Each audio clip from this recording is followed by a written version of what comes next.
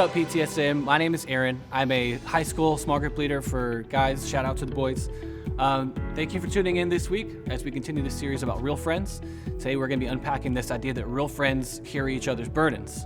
And we're going to be focusing on John chapter 15 and Ruth chapter 1. Before we dive into scripture, I want to bring you guys an important word about the importance of friendships. This is a critical time in the lives of students because this is where we start to form our worldviews, what we think about politics, religion, and people. This is where we begin solidifying our opinions and really when we decide if the world around us can be trusted. And a huge part of this development is deciding what value we place on friendships. On average, humans have between 30,000 to 60,000 thoughts per day, and 75% of them are negative. The burdens we carry, of sin in particular, are internal, they're subtle, and they're strong. They're never harmless, and they're never manageable on our own. Humans, we were created by a loving and relational God to be in relationship with Him and to be in relationship with one another. So we're going to start in John chapter 15, verses 12 through 14. And these are Jesus' words. My command is this, to love each other as I have loved you. Greater love has no one than this, to lay down one's life for one's friends. You are my friends if you do what I command.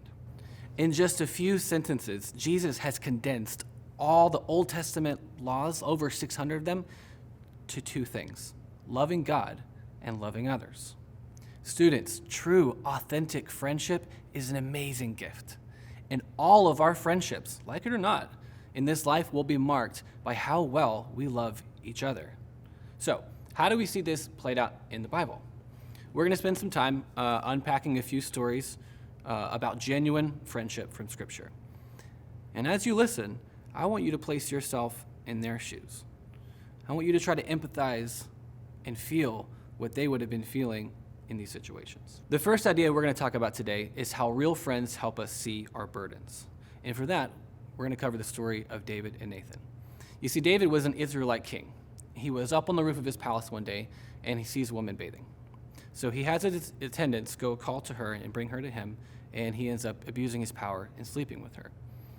Now, David knew what he did was wrong, but instead of confessing that sin and coming clean, he tried to bury it.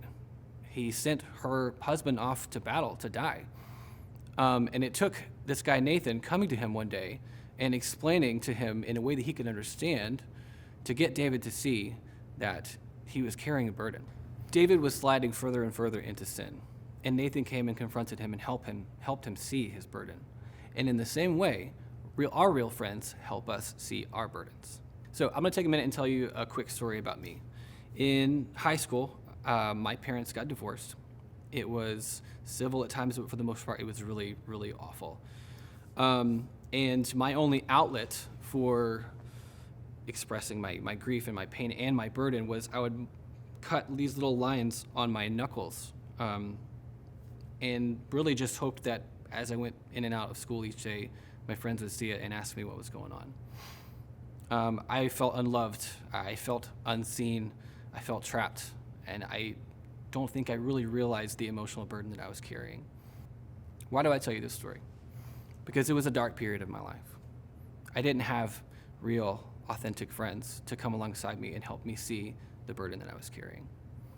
But it's not enough to help your friends see their burdens if you're not willing to help them carry it. The second idea we're going to talk about today is that real friends help us carry each other's burdens. And for that, we're going to stick with David, but we're going to talk about him and his friend Jonathan. So Jonathan was the son of Saul, who was at the time king, and he became best friends with David. And Scripture says that it was as if their souls were knit together. And all of this, despite the fact that Jonathan was Saul's son, but David was the next heir to the throne. Jonathan demonstrated a really special kind of loyalty to David out of love, but also out of an understanding and obedience to God's plan, because Jonathan knew that David was the anointed king. And Jonathan was willing to stand between his father, Saul, in all of his anger and all of his tirades to defend his friend, and on several occasions, keep him alive. Now, Jonathan ended up dying in battle, but David found a way to repay Jonathan's loyalty years later by carrying the burden of taking in Jonathan's disabled son, Mephibosheth, as part of his family. All right, so I'm gonna tell you another quick personal story about me. February of 2018, let's say my marriage completely fell apart.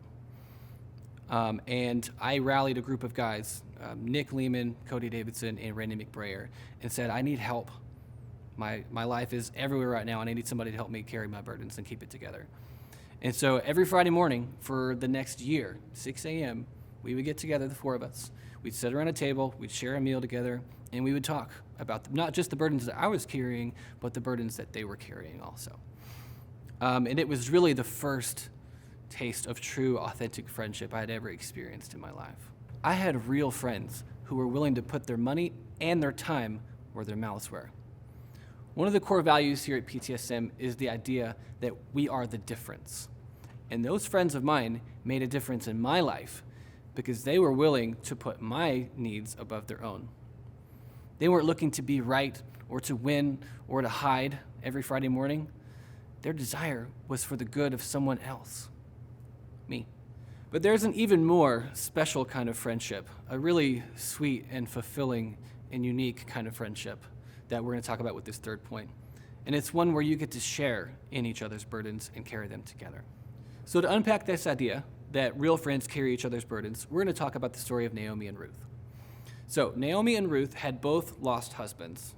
Naomi had actually lost her husband and both of her sons-in-law. Ruth was Naomi's daughter-in-law.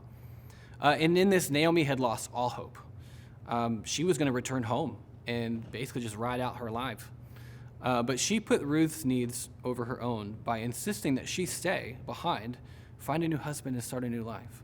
And Ruth put Naomi's needs above her own by clinging to her and insisting that she return with Naomi back to their hometown. Ruth, in that moment, refused to let her circumstances ruin their friendship. Now, Naomi and Ruth were faithful to each other, and they chose to grieve their mutual loss together. So in Ruth chapter 1, verse 16, she says, where you go, I will go. Where you stay, I will stay. Your people will be my people, and your God, my God. Where you die, I die, and there I will be buried. May the Lord deal with me ever so severely, even if death separates you and me. So I'm going to close with something that one of my favorite speakers, Stuart Hall, told us at our Big Stuff summer camp last year. He said, adversity buys you a ticket to a place you otherwise could never have gone. And I think that really applies when we're talking about our burdens. And in the context of friendship, whether it's helping you deal with secret sins like David, whether it's building authentic loyalty like him and his buddy Jonathan, or whether it's choosing to grieve together like Ruth and Naomi, real friends show us when our faith is being tested. And these tests of faith will show us who our real friends are. Okay, students, as you head into discussion, I want to challenge you with two things. One, I want you to be real. I want you to talk about your burdens with your groups, whether they're physical, mental, or psychological, or spiritual. Take that step and share those burdens with your group. And the second thing I want you to do is I want you to be brave enough to pick up some burdens that some of your other friends may be carrying and help them carry them together. But before you do that, here's Rachel for announcements. Hey guys, thanks for joining us. We want to remind you that High Def Weekend, our student conference, is quickly approaching. Join us for one of the most fun weekends of the year. It's going to be January 27th through 29th. We'll experience 3 days of awesome speaking, worship, games, competition, and camaraderie. High Def is the perfect place to bond with your small group, to meet new people, and to celebrate the goodness of God.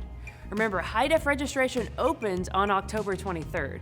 So anyone who signs up between midnight on October 23rd and 11:59 p.m. on October 25th gets an exclusive PTSM swag pack, complete with a limited edition t-shirt and stickers. For more information and to sign up, please check out HIGHDEF.LIFE.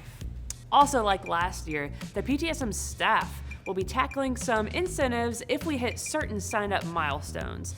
So make sure to follow us on @the PTSM on Instagram to get updates about these incentives and what has been unlocked so far. It's going to be a lot of fun. And lastly, Don't forget, girls, that Girls' Night is coming up this Saturday, October 29th.